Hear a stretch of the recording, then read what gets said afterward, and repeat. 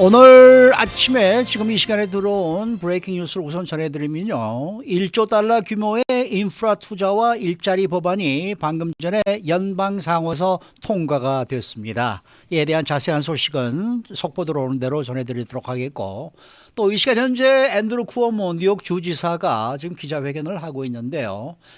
자신을 상대로 이 소송을 제기한 11명의 여성들에게 미안하다라는 이야기는 하고 있습니다만은 아직 어떻게 할 것인지 정확한 입장은 발표하지를 않고 있습니다. 자, 최근 델타 변이 바이러스 확산세 속에 월스트리트이 앞으로 강세를 보일 종목으로 비대면 대형주들에 대해서 주목하고 있는 것으로 알려져 관심을 모으고 있습니다. 이 구체적으로는 마이크로소프트, 스타벅스, 멕시코의 그릴치킨, 이 체인, 치폴레 등이 앞으로 가장 유망할 수 있는 종목으로 월스트리트에서 꼽히고 있다고 합니다.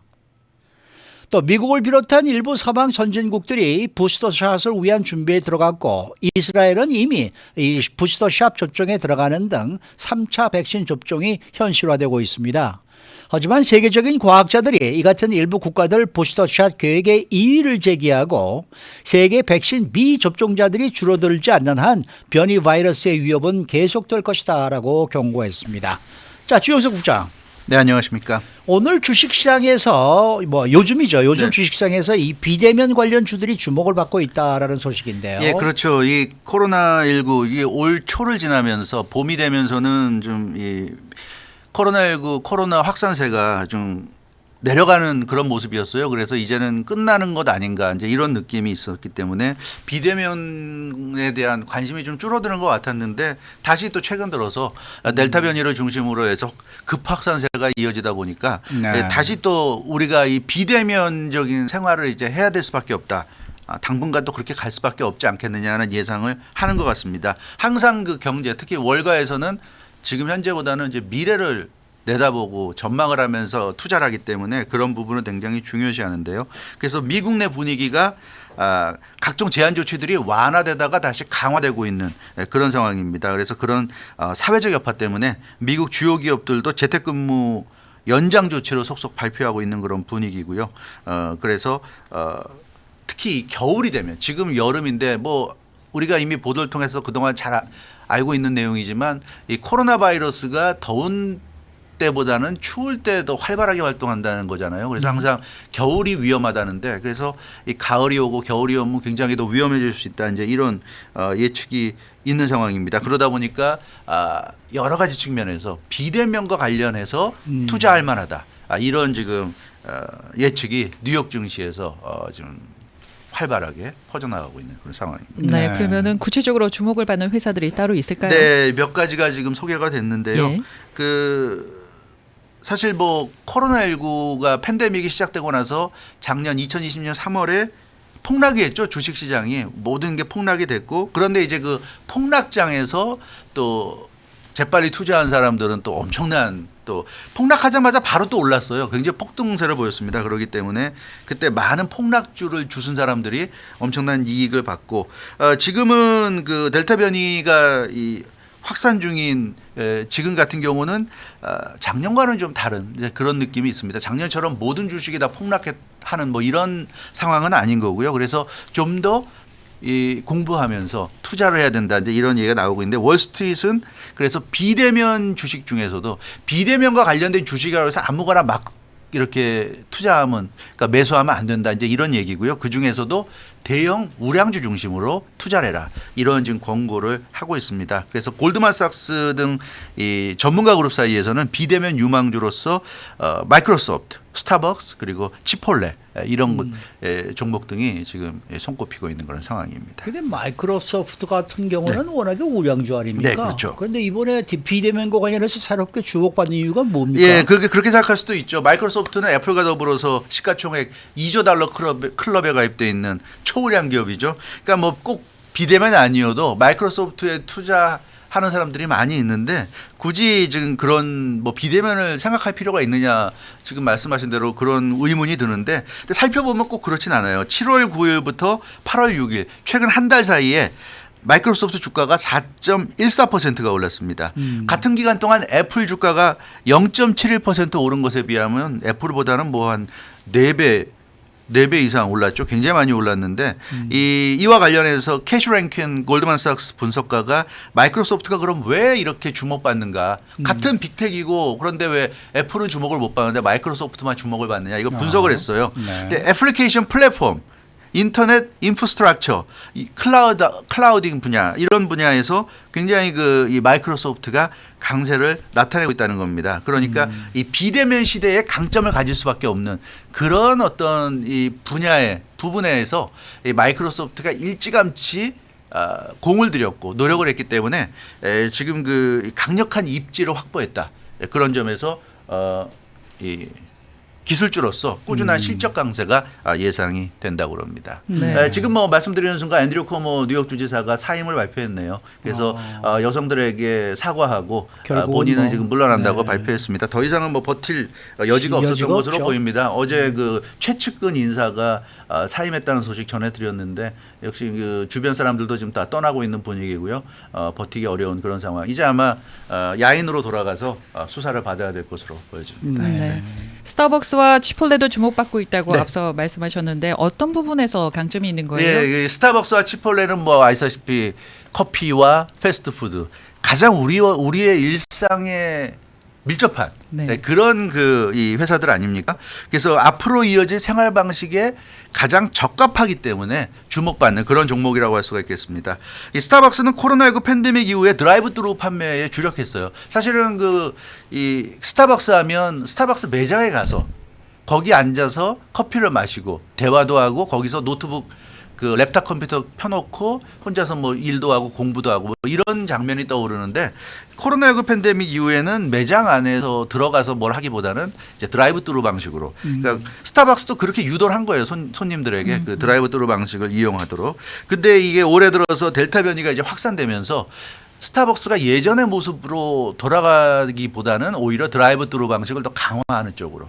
그러니까 사람들이 이제 스타벅스 매장 안에서 뭐 커피를 마시고 빵을 먹고 이런 것이 아니라 주문을 해서 가지고 가는 이런 쪽으로 치중하면서 코로나19 팬데믹 시대에 가장 적합한 그런 종목으로는 떠오르고 있고요. 또 하나 치폴레. 요즘이 엄청난 인기죠. 치폴레 굉장히 많이 좋아합니다. 멕시코식의 패스트푸드점이고요.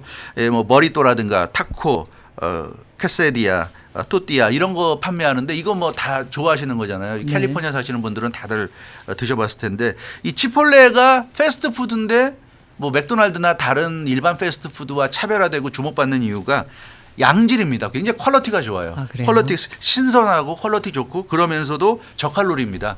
저칼로리.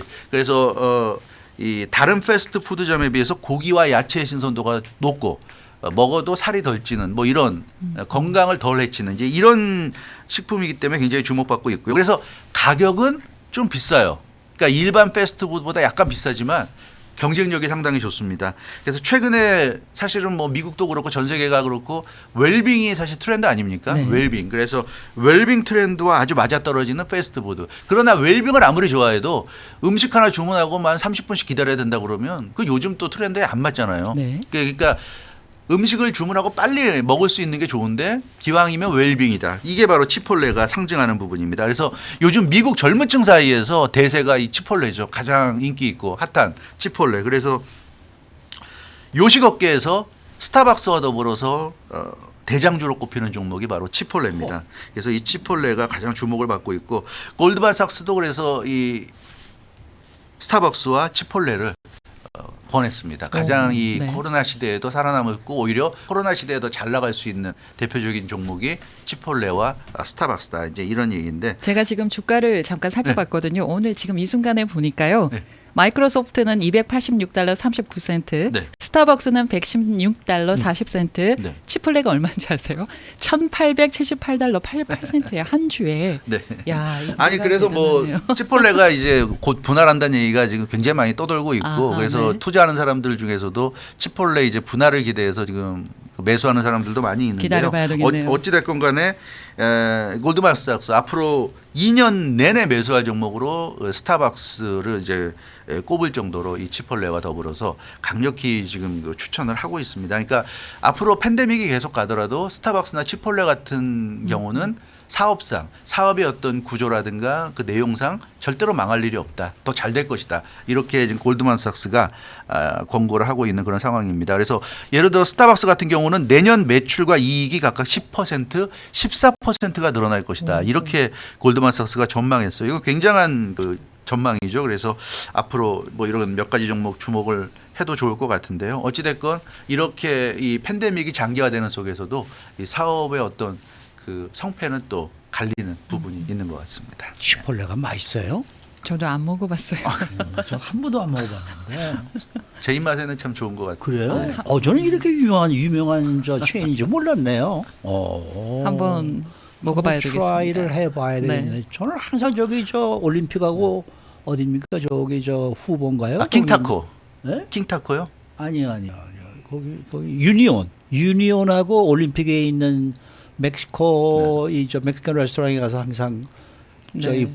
브리도하고 저 타코하고 사 먹었었는데. 근데 이게 이 치폴레는 서브웨이처럼 생각하면 돼요. 서브웨이는 드셔보셨죠? 네네. 그러니까 가면은 다 메뉴가 다 있고요. 예. 가서 얘기하면 다 그 싸주는 자리에서 싸주고 거예요, 예, 거기서? 그런 식으로 해줍니다. 이 그래서 한인타운에도 있어요?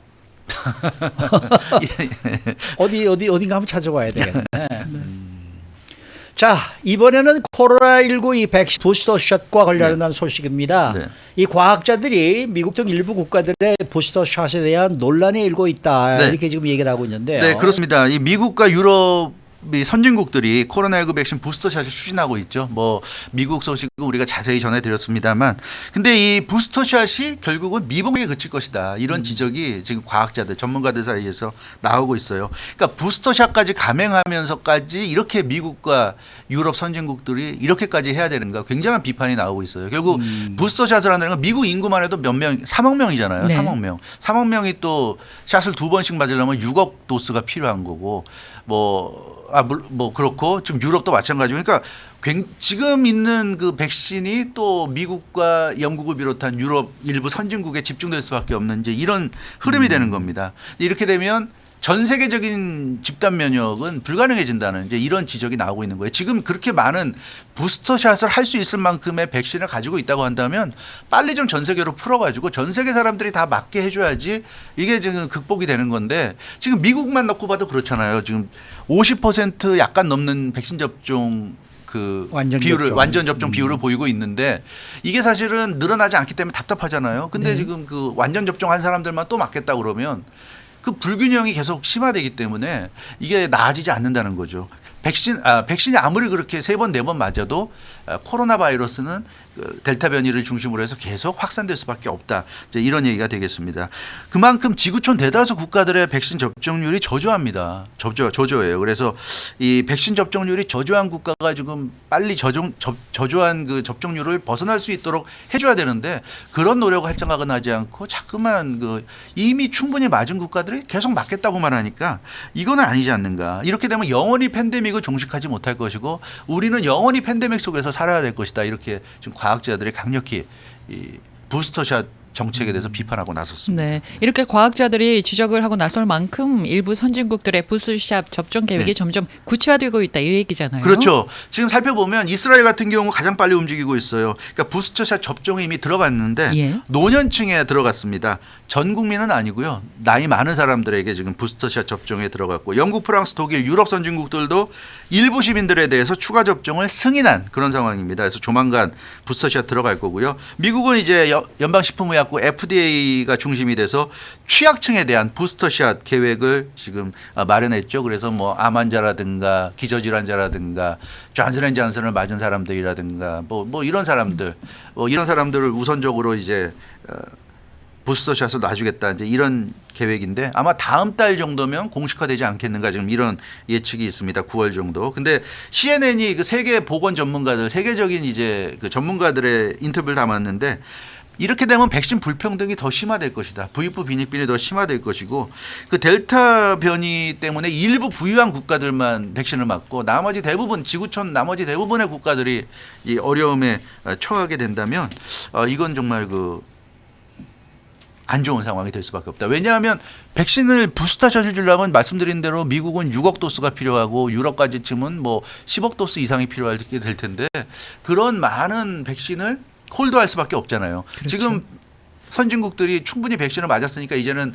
백신 못 맞는 국가들에게 나눠주겠다고 말은 그렇게 했지만 그렇게 안 하고 있단 말이에요. 그래서 이게 좀 걱정스럽다고 많은 과학자들이 지적을 하고 있는 상황입니다. 그러니까 이전 세계적으로 백신 접종 받은 사람과 안 받은 사람의 네. 불균형이 심각해지면은 백신을 맞는 의미가 그만큼 좀 의미가 좀 그렇게 없어진다는 얘기예요. 그 내가 얘기죠? 아무리 백신을 나 세 번 혼자 아니라 맞으면 필요 없다는 얘기죠. 맞아요. 예. 백신을 나 혼자 3번 아니라 10번을 맞는다고 그래도 내 주변 사람들이 안 맞으면 그게 무슨 안전한 게 아니란 얘기예요. 나 혼자만 계속 이 내 동네에 내가 살고 있는 이 공간에 계속 이 바이러스는 돌아다니고 있기 때문에 그런 상황에서 나만 계속 백신을 그냥 계속 쟁여놓고 나만 맞자.